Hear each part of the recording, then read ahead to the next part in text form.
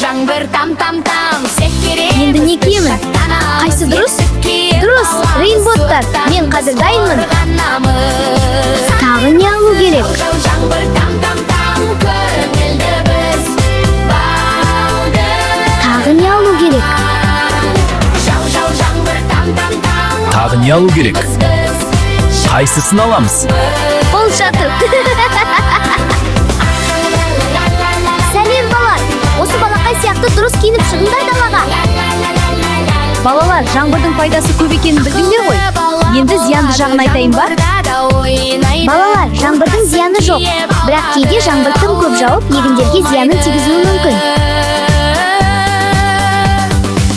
Жау жаңбыр жауады, күнді күн болады. Ақылды бала бәріміз, күліп бірге жүреміз ағы. Жұқа киінген бала жаңбырдың астында жүріп суықтап қалады.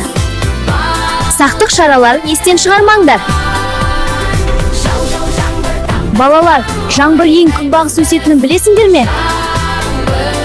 Сақтық шараларын естен шығармаңдар.